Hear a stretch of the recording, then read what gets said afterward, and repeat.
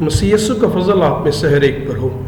آج ہم خداوند کے پاک اور مقدس کلام میں سے اس سوال پر تھوڑی دیر کے لیے غور کریں گے کہ مقدس کلام میں خروج کی کتاب اس کے 20ویں باب اور اس کی 5ویں آیت میں لکھا ہے کہ خدا جو ہے وہ باپ دادا کے گناہوں کی سزا ان کے بچوں کو تیسری اور چوتھی پشت تک دیتا ہے۔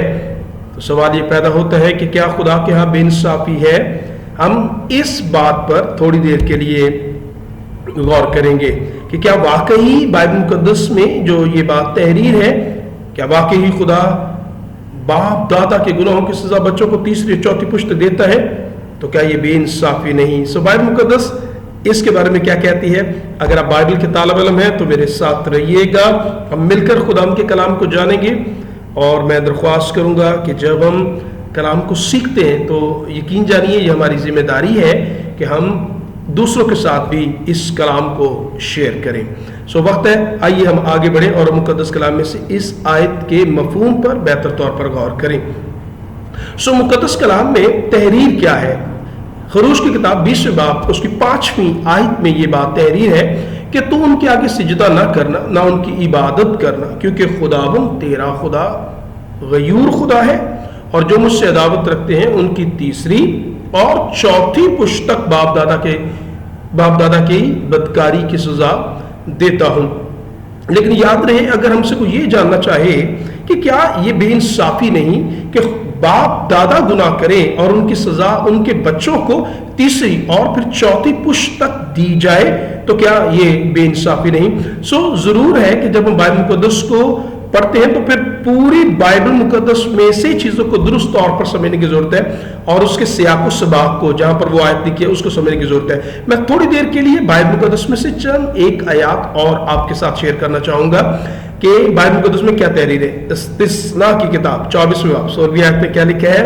پلیز آپ بھی میرے ساتھ رہ کر غور کیجئے گا۔ خداوند نے خود بزرگ موسیٰ کو کہا کہ توریت کا یہ بڑا مکاشفہ لوگوں تک پہنچا، اور کیا کلام ہے؟ لکھا ہے بیٹوں کے بدلے باپ مارے نہ جائیں، نہ باپ کے بدلے بیٹے مارے جائیں، ہر ایک اپنے ہی گناہ کے سبب سے مارا جائے۔ خداوند نے موسیٰ کو یہ تعلیم دی کہ میرے لوگوں کو بتا کہ بیٹوں کے بدلے باپ یا باپ کے بدلے بیٹا جو ہے گناہ کا بوجھ نہیں اٹھائے گا اور نہ ان کی سزا پائے گا۔ خداوند نے تو بڑا واضح طور پر کہا، تو کیا خود خدا تعلیم دیتا ہے اور پھر خود اسی تعلیم کو بچوں کو سزا دے کر اپنی ہی تعلیم کے خلاف؟ یاد رہے، بات کو سمجھنے کی تھوڑی ضرورت ہے۔ آئیے چند ایک آیات اور بھی دیکھیں۔ انبیاء اکبر میں سے خدا نے بزرگ یرمیہ کے وسیلے سے کلام کیا، ان سے کہا ان ایام میں پھر یوں نہ کہیں گے کہ باپ دادا نے کچے انگور کھائے اور اولاد کے دانت کھٹے ہو گئے، کیونکہ ہر ایک اپنی بدکرداری کے سبب سے مرے گا۔ ہر ایک جو کچے انگور کھاتا ہے اسی کے دانت کھٹے ہوں گے۔ جو گناہ کرے گا وہی سزا پائے گا، باپ دادا کے گناہ کی سزا بچے نہیں اٹھائیں گے۔ خدا نے انبیاء اکبر میں سے حزقیل کی کتاب میں بھی لکھا ہے بیٹا باپ کے گناہ کا بوجھ نہ اٹھائے گا، نہ باپ بیٹے کے گناہ کا بوجھ، صادق کی صداقت اسی کے لیے اور شریر کی شرارت بھی اسی کے لیے۔ سمجھیے مقدس کلام میں خداوند بزرگ موسیٰ کے توریت کے ذریعے، انبیاء کی تعلیم کے ذریعے سے واضح کرتا ہے کہ باپ کے گناہ کا بوجھ بیٹا، بیٹے کے گناہ کا بوجھ باپ نہیں اٹھائے گا۔ آگے لیکن پھر خداوند کے کلام میں لکھا پھر تیسری اور چوتھی پشت تک سزا خدا خود دیتا ہے۔ اس کا کیا مطلب ہے؟ بائبل کو تو کچھ سمجھنے کی ضرورت ہے۔ 4 مقام پر یہ بات دہرائی گئی، تیسری اور چوتھی پشت تک سزا، لیکن چاروں بار جس آیت سے یہ خیال لیا گیا وہ سمجھ لیجئے وہ کہاں ہے۔ خداوند نے جب بزرگ موسیٰ کو کوہ سینا کے اوپر 10 احکام دیے، جو شریعت کی وہ 2 پتھر کی لوہیں جو دیں، اس کے اوپر تحریر کیا تھا۔ دوسرا حکم کیا تھا؟ دوسرا حکم یہ ہے تو میرے حضور غیر معبودوں کی عبادت نہ کرنا۔ کلام میں لکھا ہے تو ان کے آگے سجدہ نہ کرنا، ٹھیک ہے۔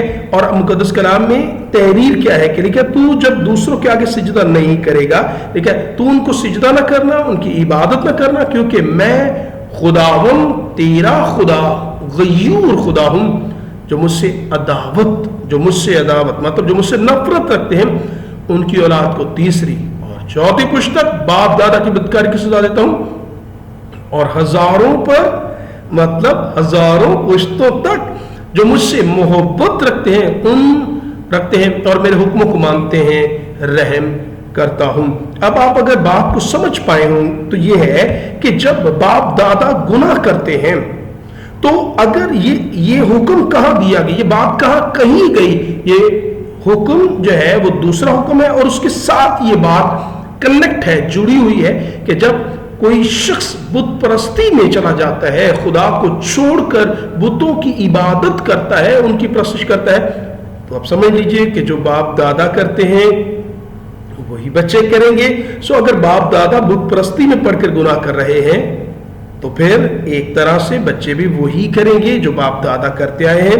बिल्कुल उसी तरह जिस तरह आज एक मसीही घराने में पैदा होने वाला बच्चा भी मसीही कहलाता और चर्च ही जाता है, और फिर किसी और मज़ाहिब में पैदा होने वाला बच्चा वो अपने मज़ाहिब की तालीम के मुताबिक आगे बढ़ता है। सो एक तरह से जब कोई बुत परस्ती की तरफ चला जाता है तो एक तरह से उसकी आइंदा औलाद भी उसी राह पर चल देगी जो बाप दादा का मजहब, जो उनका ईमान वो बच्चे में चला जाएगा। सो एक तरह से ये सजा नहीं है, बल्कि खुदा ये बात बता रहा है कि अगर कोई मुझसे अदावत रखे, जो मुझसे दूर चला जाए, और फिर नस्ल दर नस्ल बच्चों में भी मुझसे दूरी और वो नफरत और वो अदावत पैदा हो जाए, तो वो सजा पाते रहेंगे। और अगर मुझसे मोहब्बत हो और मेरी कुर्बत और नजदीकी में हजारों पुश्तों तक भी रहे तो मैं उन पर रहम करूंगा।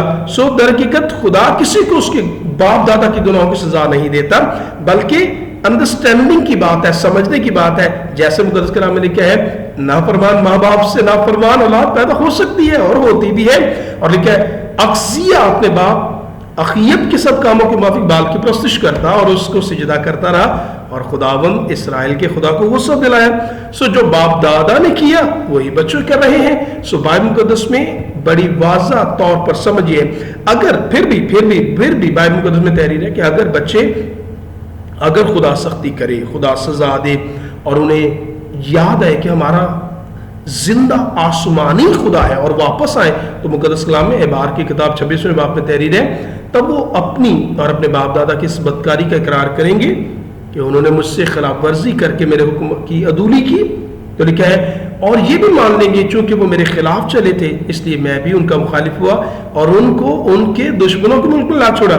अगर इस वक्त उनका नामख्तूम दिल आजिज बन जाए और वो अपनी बदकारी की सजा को मंजूर करे, तब मैं अपने अहद को याद करूंगा। सो खुदा बाप दादा के गुनाहों की सजा देता नहीं रहता।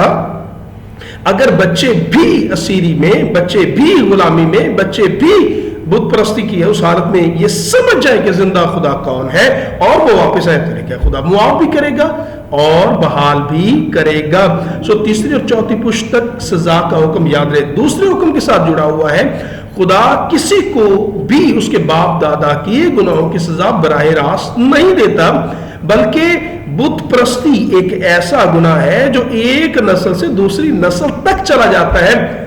जो बाप दादा का ईमान वो बच्चों का ईमान, तो उस तरह वो सजा पाते हैं, मतलब खुदा से दूरी बरकरार रहती है, जिसकी वजह से उनके लिए मुश्किलात पैदा होती हैं। खुदा बराह रास्त किसी को भी उसके बाप दादा के गुनाहों की सजा नहीं देता, बल्कि बच्चे जो हैं वो बिलवासा तौर पर अपने वालिदैन के गुनाहों की सजा या उनकी जो नारवा उनका सलूक है उसका खमियाजा भुगतते हैं। जैसे बनी इसराइल मुल्क मिस्र से निकल आए, लेकिन उन्होंने खुदा के आइन की पैरवी ना की, खुदा पर ईमान ना रखा, और बच्चे जो है उनके उस बियाबान में जो है उनकी बदकिरदारी का फल पाते रहे। सो मैं उम्मीद करता हूं आप समझ पाए होंगे कि बाइबल मुकद्दस में साफ तौर पर जो तहरीर है वो ये है कि बाप दादा के गुनाहों की सजा बच्चे बाप के बदले बेटे और बेटों के बदले बाप मारे ना जाए, ये खुदा ने खुद कहा। और तीसरी चौथी पुश्त तक सजा का मतलब ये है कि जब लोग खुदा से बाप दादा नफरत करेंगे, अदावत रखेंगे और नस्ल दर नस्ल ये अदावत कायम रहेगी, तो वो सजा पाते रहेंगे। लेकिन अगर मोहब्बत रखे और ये नस्ल दर नस्ल मोहब्बत कायम रहे, तो जिस तरह दूसरी तीसरी पुश्त तक सजा जा सकती है, हजारों पुश्तों तक कलाम कहता है रहम और फजल भी जाता रहेगा। सो दोनों तरह से सोचे मोहब्बत है तो हज़ारों पुश्त जाएगी, नफरत है तो सज़ा भी यकीनन आगे जाएगी। लेकिन वो किस सेंस में, किस तनाज़र में, अगर बच्चे खुदावंद की तरफ रुख ना करें। मैं उम्मीद करता हूँ हम समझ पाए होंगे आपका और मेरा खुदा तो मोहब्बत का खुदा है। उसने अपने बेटे खुदावंद यीशु को हमारी खातिर दिया कि हम ईमान लाकर निजात पाएं, और वो बाप दादा के गुनाहों की सज़ा हमें ना देता है, ना देना चाहता है, बल्कि ये चाहता है कि हर एक की तौबा तक नौबत पहुँचे, वापस आए और निजात पाएं। खुदावंद अपने कलाम से हमें बरकत दे। आमीन।